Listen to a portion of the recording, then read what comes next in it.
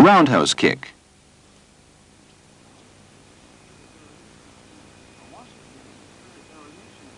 Mawashi Geri is a variation of Mai Geri and is a comparatively new technique.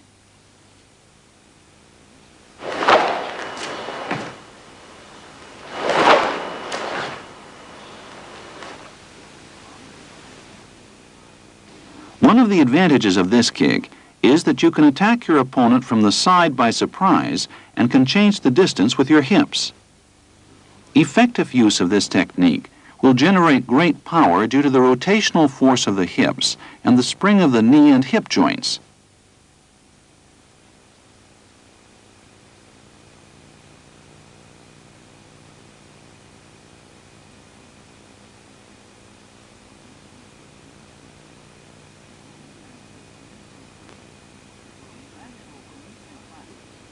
In actual kumite practice, you bend your knee as if to strike your opponent with the top of your knee. This protects you from being attacked by your opponent.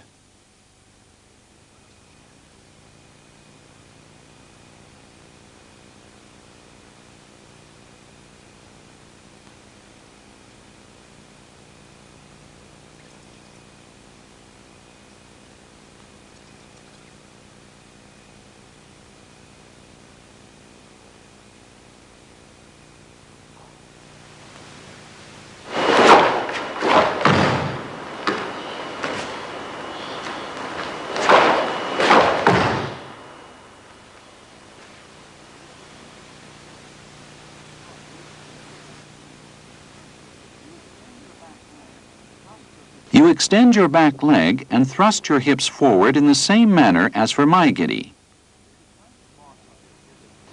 You should plant the bottom of your pivot foot as though it were stuck to the floor and never raise it.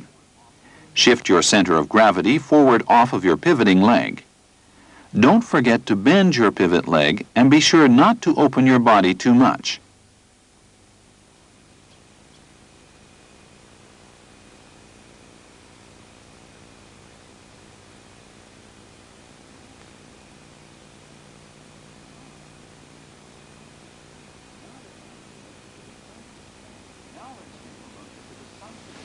Now let's take a look at the decisive point of the kick from a bent knee position. You use the spring of the knee without changing its position. If you lower your knee, this will cause unnecessary motion and your attack will be delayed.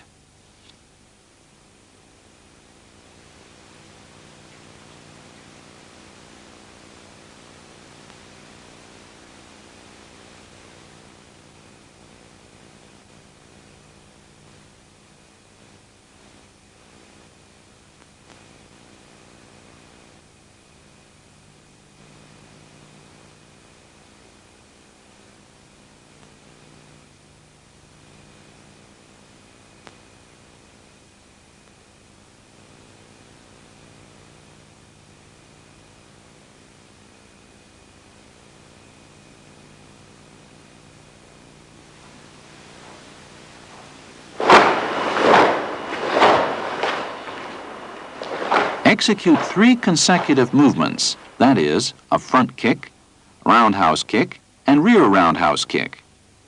The purpose of this practice is to learn to allocate power properly in order to make a smooth transition from one technique to another, and also to train the pivoting foot to develop a sense of balance.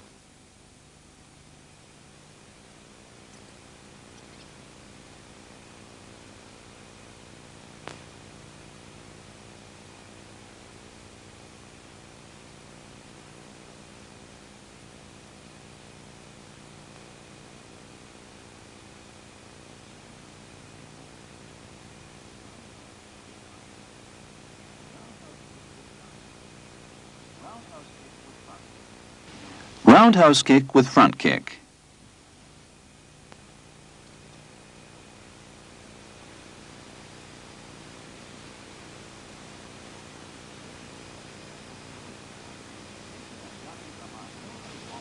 Taking a gyakugamae, opposite stance, you draw out your opponent's attack and then, switching your legs, you execute a counterattack, being sure to be far enough away so that he can't attack.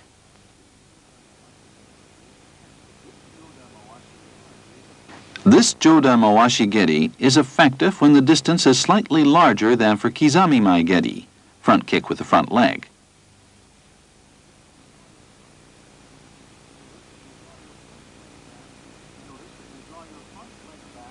Notice that you draw your front leg back an additional foot's length more than for Kizami Mai Geri.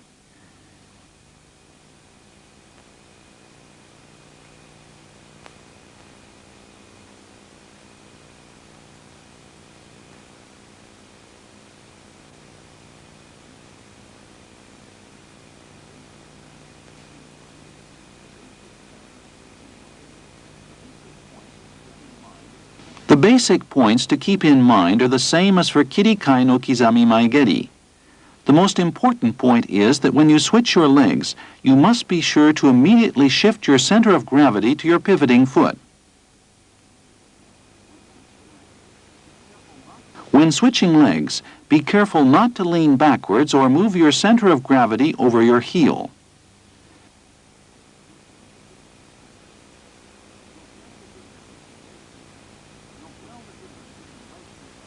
Note well the differences in leg movements as the distance changes.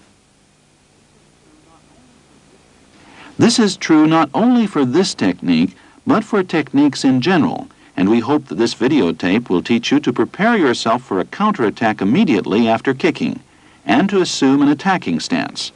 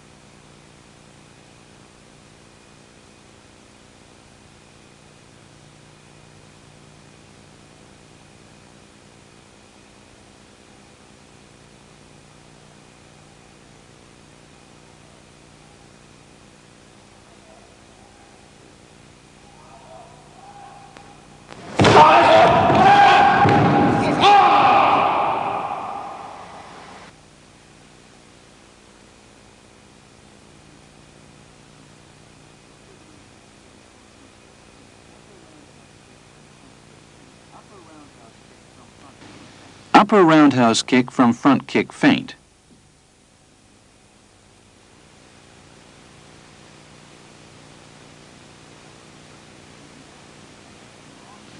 In this technique, you feign a Mai Geri attack to your opponent to draw him into a Geidan Barai, lower block position.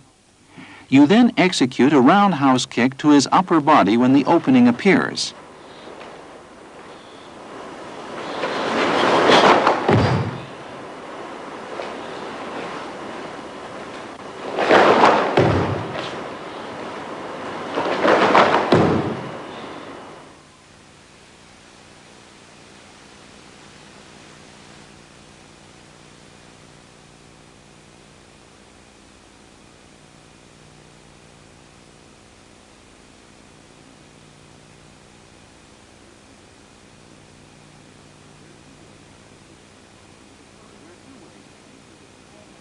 There are two ways of feinting. For the first, you execute a small Mai Geri, and for the second, you draw out your opponent by executing Hiza Geri, knee kick.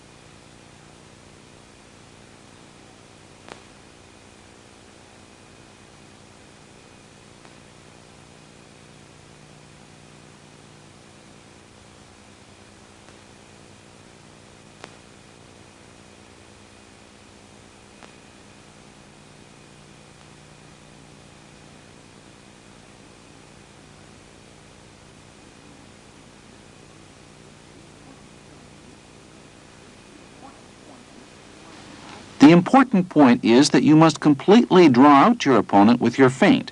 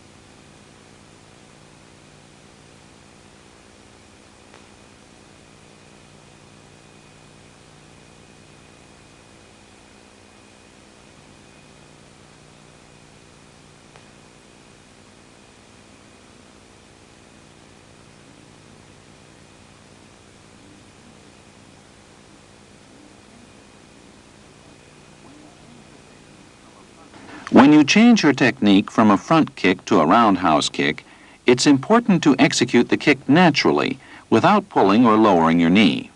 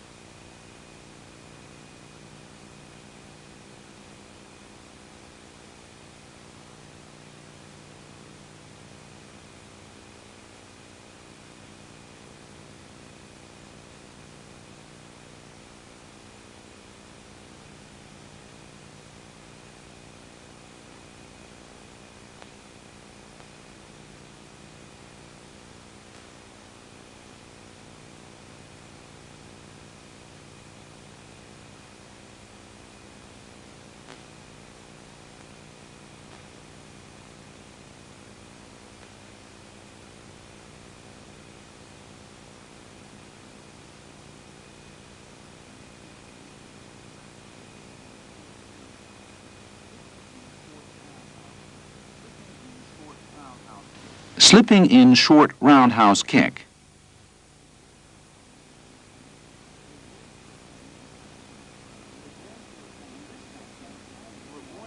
In this technique, you avoid your opponent's attack by sliding in off the line of attack the instant he steps forward. You execute Mawashi Geri to his midsection, Chudan.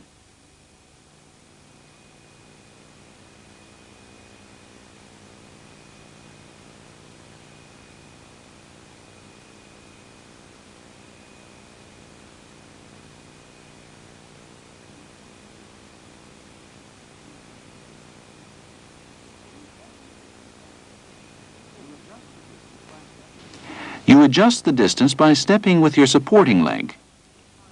The instant you slide into the side of your opponent with your front leg as your support, you execute a kick.